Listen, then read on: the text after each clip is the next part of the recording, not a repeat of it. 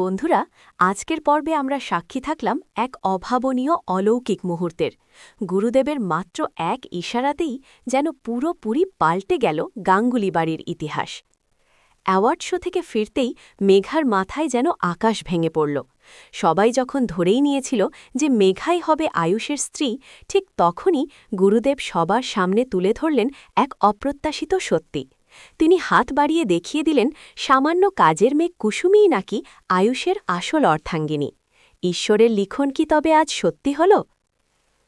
সকাল থেকে গাঙ্গুলি বাড়িতে একটা চাপা আতঙ্ক বিরাজ করছিল। গুরুদেব আজই ইন্দ্রাণী দেবীকে সতর্ক করেছিলেন যে মেঘা আয়ুষের জন্য সঠিক নয়। এই নিয়ে ইন্দ্রাণী দেবী যখন গভীর চিন্তায় মগ্ন, ঠিক তখনই অ্যাওয়ার্ড শো থেকে বাড়ি ফেরে আয়ুষ, মেঘা আর কুসুম, আর তাদের সাথেই বাড়িতে প্রবেশ করেন গুরুদেব। মেঘা সবার সামনে এগিয়ে যায় গুরুদেবের আশীর্বাদ নিতে, কিন্তু সবাইকে অবাক করে দিয়ে গুরুদেব মেঘাকে পাশ কাটিয়ে সোজা কুসুমের দিকে তাকান। ভয়ে জড়সড় হয়ে দাঁড়িয়ে থাকা কুসুমকে দেখিয়ে গুরুদেব ঘোষণা করেন, এই সেই গুণী আর নিরলস মেয়ে, যে কিনা আয়ুষের স্ত্রী হওয়ার প্রকৃত যোগ্যতা রাখে।